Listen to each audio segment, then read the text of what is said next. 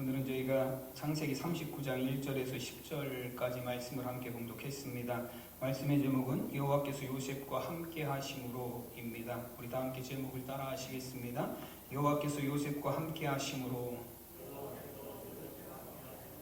아멘.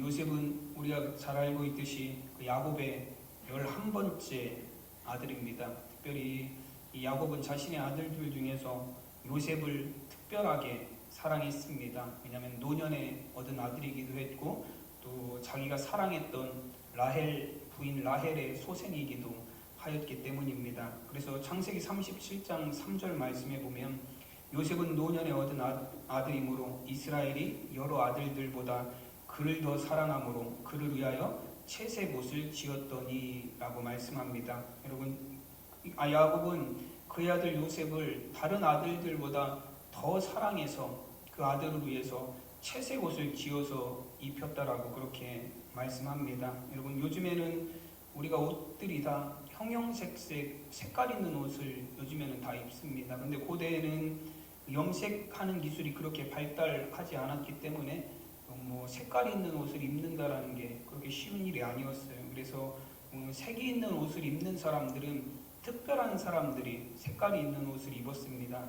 오늘 말씀에서 이제 창세기 37장에서도 이제 야곱이 요셉에게 채색 옷을 입혔다라는 것은 무엇을 의미하냐면 당시에는 그 아들들 중에서 아버지의 상속자가 되는 사람에게 채색 옷을 입힌다라고 합니다. 즉 야곱이 11번째 아들인 요셉에게 채색 옷을 입혔다라는 건 무엇을 의미하냐면 바로 이 요셉이 다른 형들, 위로 형들이 10명이나 있지만 야곱은 바로 이 요셉을 자신의 상속자로 생각한다라는 것을 의미합니다. 그러니까 그 형들은 당연하게도 기분이 나쁠 수밖에 없어요. 요셉은 저 11번째에 태어난 자신들보다 한참 밑에 있는 아우인데 그 아우가 아버지의 상속자가 되고 아버지의 사랑을 독차지한다라는 것을 형들은 이해할 수가 없었습니다. 그래서 요셉은 형들의 미움을 굉장히 많이 받았어요. 그래서 창세기 37장 4절 말씀에 보면 그의 형들이 아버지가 형들보다 그를 더 사랑함을 보고 그를 미워하여 그에게 편안하게 말할 수 없었더라 말씀합니다. 여러분, 요셉은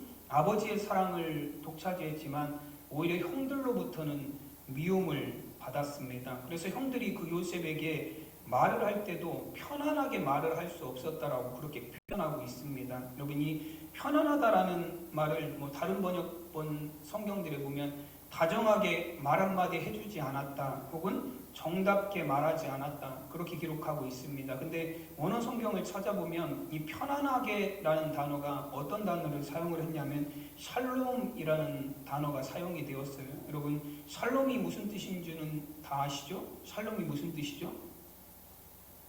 평화라는 뜻입니다. 여러분, 이 편안하게 말할 수 없었다라는 이 표현은 어떤 것을 의미하냐면 요셉과 형들 사이에 평화가 없었다는 거예요. 여러분, 우리가 누군가 대화를 할 때 그 사람과 대화를 하면 굉장히 편안해요. 편안하다는 건 뭘 의미하죠? 그 사람과의 나와의 관계가 평화롭다라는 걸 의미합니다. 근데 누군가 대화하는 게 너무 불편해요. 그건 뭘 의미하죠? 그 사람과 나 사이에 평화가 없다라는 걸 의미해요. 여러분, 요셉과 형들 사이에 평화가 없으니까 말 한마디를 하더라도 편안한 말들이 안 나오는 거예요. 그 사이에 형들이 요셉하고 시기하고 질투하니까 편안한 말 한마디가 안 나오고 정답게 다정스럽게 말하는 말 한마디가 나오지 않는다라는 거예요. 여러분, 결국에 이 평화가 없는 관계에는 어떤 관계까지 발전이 되냐면 형들이 요셉을 죽이려고 시도하기도 하고 죽이려 하다가 결국 그 시도는 멈췄지만 요셉을 이스마엘의 노예 장사꾼들에게 팔아넘기는, 자신의 동생을 노예가 되게 만들어버리는 그런 끔찍한 일들이 여러분 이 평화 관계 가운데서 나타나게 되었습니다. 여러분, 평화가 없다라는 게 우리가 이 공동체 안에서 평화를 누리지 못한다라는 게 얼마나 큰 일인지 우리는 알아야 됩니다. 그럼 우리 관계 속에 평화가 있기를 간절히 소원합니다. 여러분, 우리가 평화가 있는 관계를 만들어가는 저와 여러분이 되시기를 바랍니다. 그래서 이스라엘 사람들은 누구를 만나든 우선적으로 하는 인사가 샬롬이에요. 당신과 나 사이에 평화가 있기를 바랍니다.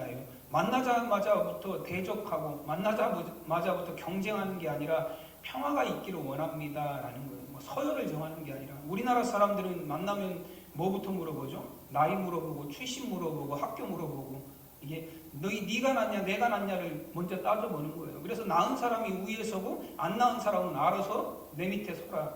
그런 게 인사법이 되어버렸지만 여러분 그런 서열을 정리하고 경쟁 관계에 있는 게 인사가 아니에요. 여러분 진짜 인사, 진짜 우리가 누려야 될 것은 무엇이냐면 관계를 통해서 평화를 누리는 거예요. 그래서 이스라엘 사람들은 샬롬이라고 인사를 합니다. 당신과 나 사이에 평화가 있기를 원합니다. 그리고 하나님의 평화가 당신에게도 그리고 나에게도 있기를 원합니다. 이게 샬롬이라는 인사의 의미입니다. 여러분 우리도 이와 같이 평화를 말할 수 있기를 간절히 소원합니다. 만나면 평화가 있기를 원합니다. 당신과 나 사이에 평화가 있기를 원합니다. 그렇게 인사하시기를 바랍니다. 여러분 쳐다보고 인사도 안 하고 그냥 지나가고 저 사람은 내가 마음에 안 드니까 삥 돌아가고 저 사람은 내가 싫으니까 눈 안 마주치고 그냥 가고 그럼 그건 평화가 아니에요.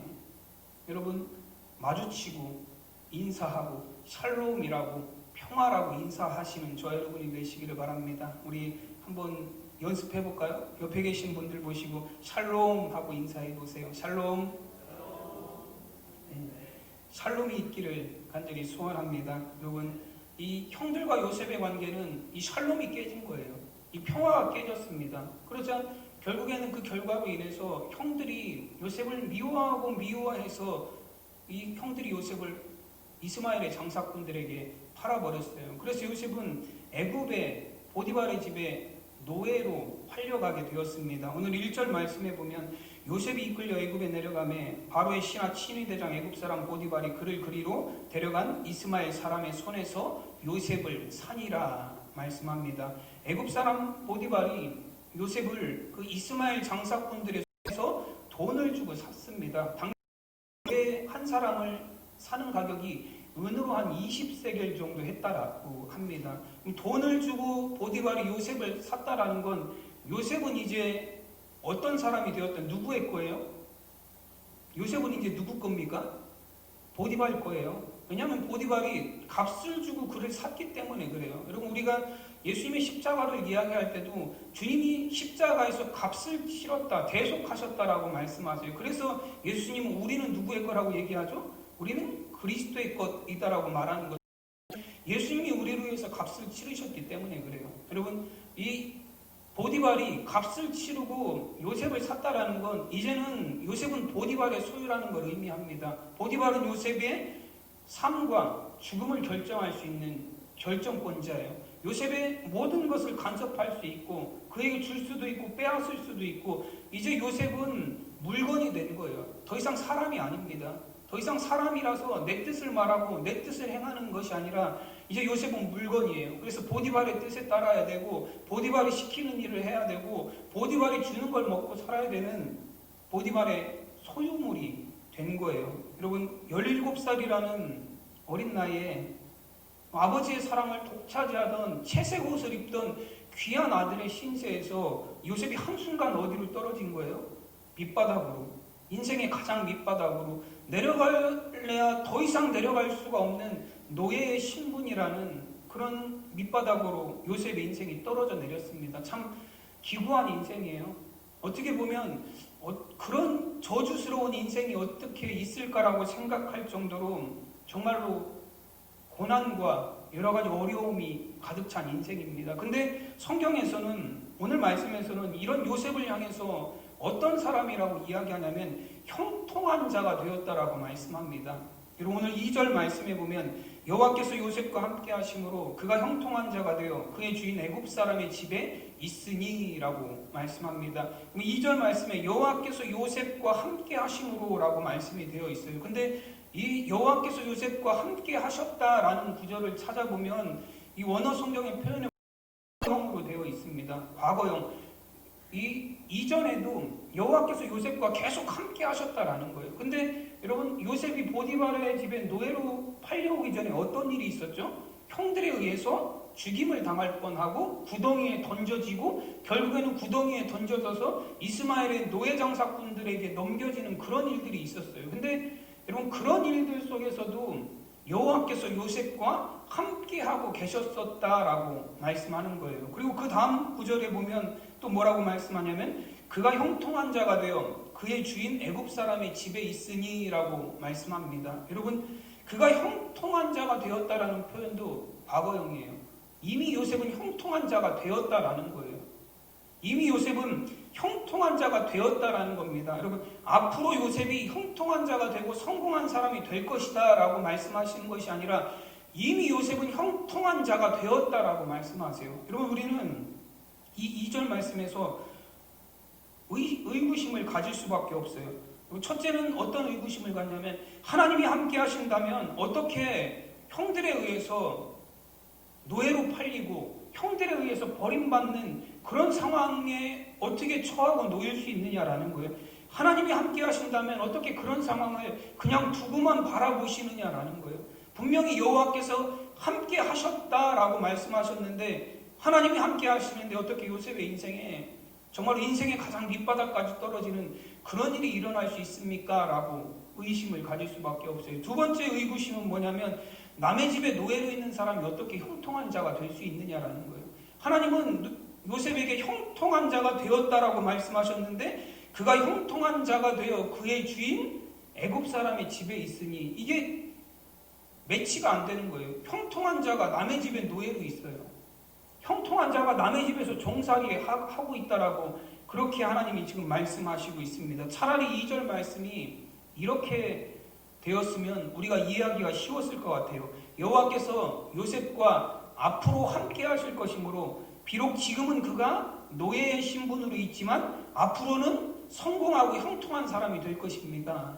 그렇게 성경 구절이 되어 있으면 요셉이 지금은 노예지만 앞으로는 하나님이 함께 하셔서 잘 될 거구나 그렇게 이해할 수 있을 것 같아요. 근데 하나님은 지금 노예 신분으로 있는 요셉에게 형들에 의해서 팔려오고 버림받은 그런 요셉에게 하나님이 너와 함께하고 계시고 하나님이 너를 형통한 자가 되게 하셨다라고 말씀합니다. 형통과는 전혀 상관없는 상황인데 형통이라고는 눈 크게 뜨고 찾아볼래야 찾아볼 수 없는 그런 상황인데 하나님께서 요셉에게 형통한 자라고 말씀을 하십니다. 그럼 그렇다면 우리가 다시 생각해 봐야 될 것이 무엇이냐면 과연 형통한 자, 하나님이 말씀하시는 형통이라는 것이 무엇이냐라는 것을 다시 한번 살펴봐야 됩니다. 여러분, 형통이라는 단어는 히브리어로 찰라흐라는 단어를 사용합니다. 그 의미는 어떤 의미를 갖고 있냐면 앞으로 전진하다, 앞으로 나아가다라는 의미를 갖고 있습니다. 즉 형통은 멈춰서 있거나 뒤로 물러서는 것이 아니라 계속해서 앞으로 전진하고 나아가는 상태를 형통이라고 말합니다. 여러분, 하나님께서 형통에 대해서 말씀하실 때는 그 사람이 지금 어떤 고난 가운데 있느냐, 그 사람이 얼마나 지금 어떤 상황 가운데 있느냐를 말씀하시는 것이 아니에요. 여러분, 하나님이 말씀하시는 형통은 그 사람이 처한 상황에서 지금 그 사람이 앞으로 나아가고 있는 상태냐, 아니면 그 상황 때문에 뒤로 물러가고 낙심하고 좌절해 있는 상태냐, 하나님이 그걸 보시고 형통이라고 혹은 불통이라고 말씀하신다라는 것입니다. 여러분, 요셉은 비록 노예의 신분이에요. 지금 형들에 의해서 완전 인생의 밑바닥까지 내려온 상황이지만 요셉은 지금 계속해서 전진하고 있습니다. 멈춰있는 상태가 아니에요. 이 자신의 상황이 어렵기 때문에 포기하고 낙심하고 좌절해 있는 상황이 아니에요. 요셉은 자신의 상황에도 불구하고 하나님이 주신 꿈과 하나님이 나의 삶 가운데 이루실 계획을 위해서 계속해서 앞으로 나아가고 있습니다. 그래서 하나님이 그런 요셉에게 형통한 자라고 말씀하는 것입니다. 그래서 어떤 목사님은 이 찰라흐라는 단어, 형통이라는 단어를 4단계로 구분해서 설명을 하셨습니다. 이게 짧으니까 여러분들도 한번 따라해 보실게요. 첫 단계는 하나님의 계획이, 둘째는 나를 통해서, 세 번째는 진행되고, 네 번째는 완성되는 것. 한꺼번에 붙여서 하실 수 있을 것 같으세요? 제가 한번 처음에 해볼게요. 여러분들이 하나님의 계획이 나를 통해서 진행되고 완성되는 것, 이렇게 한번 해보시겠습니다. 준비 시작. 네. 하나님의 계획이만 들리고 그 뒤부터는 마구 섞여서 들립니다. 하나님의 계획이 나를 통해서 진행되고 완성되는 것이에요. 여러분, 형통이라는 것이 무엇이냐면 하나님이 나를 향해서 계획을 갖고 계시다라는 거예요. 여러분, 내가 상황이 어떠느냐가 중요한 게 아니다라는 거예요. 하나님의 계획이 내 삶에 있느냐 없느냐예요. 그리고 그 나를 통해서 지금도 진행되고 있다라는 거예요. 하나님의 계획이 상황 때문에 멈춰 있는 것이 아니라, 내가 어렵고 힘들기 때문에 포기한 것이 아니라, 내 상황, 내 여러 가지 형편 속에서도 하나님의 계획이 계속해서 진행되고 있는 것, 그리고 완성을 향해서 나아가고 있는 것, 그런 상태가 바로 형통이다라고 말씀합니다. 여러분, 지금 요셉의 상황은 어떤 소망도 희망도 발견하기 어려운 신세예요. 노예의 신분이 되었다라는 것은 회복될 수 없는 그런 신분을 가졌다라는 걸 의미합니다. 근데도 요셉은 한 걸음 한 걸음 자신의 삶이 하나님의 계획을 향해서 나아가고 있다라고 확신을 합니다. 비록 내가 노예의 신분이지만 나에게 하나님이 함께하지 않는다라고는 단 한순간도 요셉은 생각하지 않았습니다. 여러분, 요셉은 자신의 상황이 어렵고 힘들기 때문에 하나님이 주신 꿈을 포기하지 않았습니다. 요셉이 왜 형통한 사람입니까? 고난이 없어서 형통한 사람이 아니에요. 누구보다도 많은 고난을 겪었던 사람입니다. 모든 상황이 술술 다 풀려서 형통한 사람이 아니에요. 상황이 요셉은 점점 더 막혀가요. 형들에 의해서 팔렸고 애굽의 노예가 되었고 그 다음에 누명을 써서 감옥에 갇히게 되고, 그리고 상황은 점점 더 어려워져요. 그럼에도 불구하고 요셉은 자신의 암울한 상황에서도 하나님이 주신 꿈을 잃지 않았어요. 하나님의 계획이 나를 통해서 지금 진행되고 있다는 사실을 요셉은 늘 기억하는 삶을 살았습니다.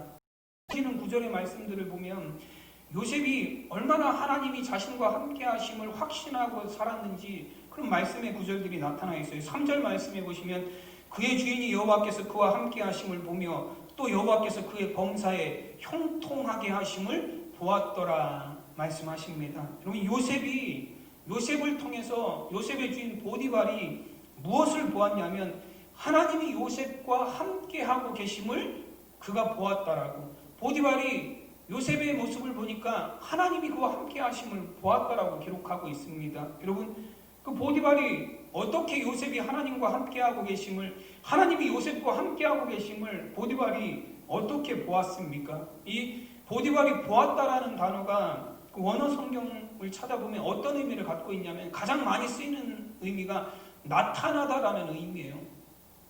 이 보디발이 어떻게 요셉이 하나님과 함께 하심을 보았냐면 요셉의 모습을 통해서 나타났기 때문에 본 거예요. 그럼 요셉의 삶이 하나님과 함께하는 삶의 모습을 나타내었기 때문에 보디발이 그걸 본 거예요. 그럼 요셉은 자신이 비록 노예의 신분으로 있지만, 자신이 비록 묶여있는 신세이지만, 자신은 비록 아무것도 할 수 없는 그런 신분이지만 요셉은 하나님이 자신과 늘 함께 하심을 의식하며 살았어요. 그래서 하나님의 말씀을 지키려고 노력했고 하나님의 말씀에 순종하는 삶을 살려고 노력했고 하나님의 뜻을 이루기 위한 삶을 최선을 다해서 살았습니다. 그렇게 요셉이 늘 하나님을 기억하고 말씀에 순종하는 삶을 보디발이 본 거예요. 보디발이 요셉을 보니까 무슨 일을 하든지 항상 하나님의 말씀대로 하거든요. 보디발이 요셉을 보니까 무슨 일을 하든 하나님의 뜻을 쫓는 삶을 살거든요. 보디발이 요셉을 보니까 무엇을 하든지 항상 하나님의 계획에 따라서 움직이는 사람인 것을 보디발이 보았습니다. 여러분, 요셉은 자신의 신분하고 상관없이 늘 하나님과 함께하는 삶을 살았습니다. 여러분, 또 한 가지 오늘 말씀에 보면 한 가지 사건이 또 나와요. 오늘 6절 말씀에 보면 주인이 그의 소유를 다 요셉의 손에 위탁하고 자기가 먹는 음식 외에는 간섭하지 아니하였더라. 요셉은 용모가 빼어나고 아름다웠더라 말씀합니다. 여러분, 요셉은 굉장히 잘생긴 사람이었어요. 용모가 빼어나고라는 건 준수하다라는 것, 남들보다 훨씬 잘생겼다라는 의미예요. 그리고 아름답다라고 표현하고 있습니다. 요셉은 아름답고 용모가 굉장히 뛰어난 사람, 겉으로 보기에도 굉장히 건장하고 잘생긴 청년이었다라는 거예요. 용모가 아름답고 빼어났기 때문에 아마 여성들에게도 굉장히, 여자들에게도 인기가 많이 있었을 거예요. 그래서 그 주인의 아내가, 보디발의 아내가 요셉을 계속해서 유혹합니다. 7절 말씀에 보면 그 후에 그의 주인의 아내가 요셉에게 눈짓하다가 동침하기를 청하니라고 말씀합니다. 여러분, 요셉이 굉장히 잘생기고 멋진 사람이었기 때문에 비록 그가 노예이지만 이 주인의 아내가 요셉에게 반했어요. 요셉을 좋아하게 되었다라는 표현입니다. 근데 이 보디발의 아내가 요셉을 유혹할 때에 요셉이 거절합니다. 거절하면서 요셉이 뭐라고 말하냐면 9절 말씀에 보면 이 집에는 나보다 큰 이가 없으며 주인이 아무것도 내게 금하지 아니하였어도 금한 것은 당신뿐이오니 당신은 그의 아내임이라. 그런즉 내가 어찌하여 이 큰 악을 행하여 하나님께 죄를 지으리까? 라고 거절합니다. 여러분, 이렇게 거절을 했어요. 여러분, 이게 우리가 앞에는 이해할 수 있는 말이에요. 이 집에는 내가 주인의 사랑을 받아서 주인이 나를 총애해서 이 집에서 일어나는 모든 일에 권한을 내게 주었습니다. 그래서 내가 할 수 없는 것이 아무것도 없지만 단 한 가지 내가 해서는 안 되는 일은 바로 주인의 아내인 당신과 함께 하는 것입니다. 그것은 절대로 내가 해서는 안 되는 일입니다. 내가 어찌 이 큰 악을 행해서 하나님께 죄를 짓겠습니까? 라고 말합니다. 여러분, 우리가 앞에 구절은 이해할 수 있어요. 왜냐하면 주인이 요셉을 총애해서 요셉에게 많은 권한을 주었습니다. 그래서 요셉이 모든 일을 그 집에서 다 할 수 있어요. 여러분, 근데 만약에 요셉이 그 주인의 아내를 범하게 되면 여러분, 그 뒤에 나오는 구절이 원래는 어떻게 나와야 될 것 같아요? 내가 어찌 이 큰 악을 행하여 누구에게 죄를 지으리이까? 주인에게 죄를 지으리이까? 원래는 이 구절이 이렇게 돼야 되는 것 같습니다. 왜냐하면 주인이 준 권세이기 때문에 그래요. 주인이 그 집안에서 모든 권세를 줬고, 주인이 나를 총애해 줬고, 주인이 나를 사랑해 줬고, 주인이 나에게 이런 큰 권한을 주었으니까 내가 그걸 어기게 되면 주인에게 죄를 짓는 거예요. 근데 요셉은 내 주인에게 죄를 지으리까? 라고 말하지 않습니다. 요셉은 누구에게 죄를 지으리까? 라고 말해요. 내가 어찌 이 큰 악을 행하여 하나님께 죄를 지으리까? 여러분, 이게 요셉의 삶이에요. 여러분, 주인이 두려운 게 아니에요. 요셉은 주인이 두려워서 주인의 눈치를 봐서 거기서 성실하게 살고 충실하게 행했던 거 아니에요. 요셉은 누구를 두려워해서 거기서도 성실하게 살았던 거예요. 하나님을 두려워했기 때문에. 여러분, 노예의 신분이지만 자신의 능력으로는, 자신의 자유의지로는 할 수 있는 것이 아무것도 없는 노예의 신분이었지만 그래도 요셉은 항상 하나님을 두려워하는 삶을 살았습니다. 내가 어찌 이 큰 악을 행하여 하나님께 범죄하리까? 하나님이 나와 함께 하시는데, 하나님이 나를 보고 계시는데, 하나님이 나를 지켜보고 계시는데 내가 하나님 앞에서 어찌 악을 행할 수 있겠느냐라는 거예요. 여러분, 요셉은 항상 하나님이 자신과 함께 하신다라는 걸 잊지 않았습니다. 여러분, 항상 하나님은 우리와 함께하고 계심을 기억하는 저 여러분이 되시기를 간절히 축원합니다. 여러분, 요셉이 노예의 신분으로 인생의 가장 밑바닥으로 떨어졌을 때도 하나님은 여전히 요셉과 함께하고 계셨어요. 또 요셉은 그걸 믿고 확신하는 삶을 살았습니다. 여러분, 요셉이 형통한 사람이라고 하나님이 말씀하신 이유가 뭐냐면, 요셉이 노예의 신분이 되어서도, 요셉이 정말로 인생의 밑바닥 나락에 떨어져서도 요셉은 하나님은 나와 함께 하신다라는 그런 확신을 잃지 않았기 때문에 그렇습니다. 그래서 요셉을 향해서 하나님이 너는 형통한 자다라고 하나님이 분명하게 선언하시는 거예요.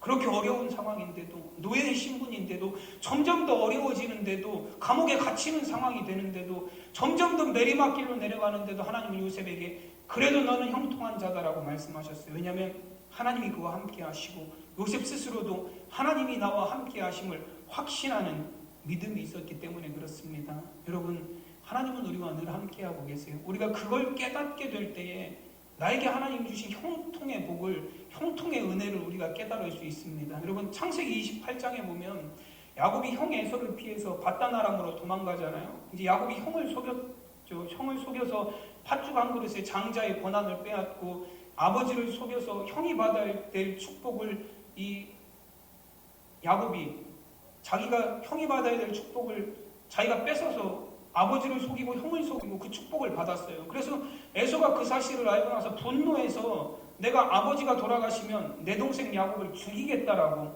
아버지가 돌아가실 날이 얼마 남지 않았으니 내가 저 자식을 죽이고 말겠다고 에서가 그렇게 말하고 각오했어요. 그래서 야곱이 그 형을 피해서 밧단 아람으로 도망가고 있었습니다. 도망가다가 베델이라는 지역, 루스라는 지역에 이르러서 거기서 밤에 돌베개를 메고 잠을 자다가 꿈을 꿨는데 하늘로부터 땅에 이어진 사다리가 있고 그 사닥다리에서 천사들이 오르락내리락 하면서 하나님의 음성이 거기서 들려요. 내가 너와 함께 하겠다. 네가 다시 이곳에 돌아올 때까지 내가 너를 지키고 안전하게 하고 너와 함께 하시겠다라는 하나님의 음성이 들립니다. 그럼 그 음성을 듣고 잠에서 깨서 야곱이 일어나서 자기가 머리에 베고 잤던 그 돌멩이를 쌓아놓고 거기다 하나님 앞에 제단을 쌓고 이곳을 베델이라고 불러요. 그러면서 야곱이 하나님 앞에 하는 얘기가 뭐냐면 여호와께서 과연 여기 계시거늘 내가 깨닫지 못하였도다라고 고백합니다. 그러면 야곱은 어떻게 생각했어요? 내가 형에서로부터 도망가는 이런 순간, 내가 정말 어렵고 힘든 인생의 정말로 밑바닥 이런 곳에서는 하나님이 나와 함께하지 않는다라고 생각했었어요. 내가 도망자로 내가 이렇게 나고자고 살아가는데 하나님이 나와 함께 하신다라고 생각할 수가 없었어요. 근데 그 밤에 그 꿈을 통해서 하나님의 음성을 듣고 나서 야곱이 깨달은 건 뭐냐면 하나님이 과연 여기 계시거늘이에요. 하나님이 나와 함께하고 계셨거늘 내가 깨닫지 못하였었도다 라고 고백을 합니다. 여러분, 깨달은 이후 야곱의 삶이 달라지기 시작해요. 여러분, 그의 삶이 형통의 삶으로 바뀌어지기 시작합니다. 여러분, 상황이 문제가 아니에요. 여러분, 우리의 환경이 문제가 아닙니다. 여러분, 우리가 정말로 중요하게 생각해야 될 것은 하나님이 나와 함께하고 계심을 내가 확신하느냐라는 거예요. 하나님이 나와 함께하심을 믿느냐라는 겁니다. 여러분, 하나님은 우리와 분명히 함께하고 계세요. 여러분, 로마서 8장에서도 보시면 우리가 하늘에 올라가 있을지라도, 내가 바다 끝에 가 있을지라도, 내가 땅 끝에 가 있을지라도, 내가 혹은 지옥 끝에 가서 앉아 있을지라도 하나님의 손길이 거기서도 나를 인도하신다라고 말씀합니다. 여러분, 하나님은 어디서든 우리와 늘 함께하고 계세요. 문제는 뭐예요? 내가 그 사실을 믿느냐라는 거예요. 여러분, 하나님이 나와 함께하심을 믿는 자가 형통한 사람입니다.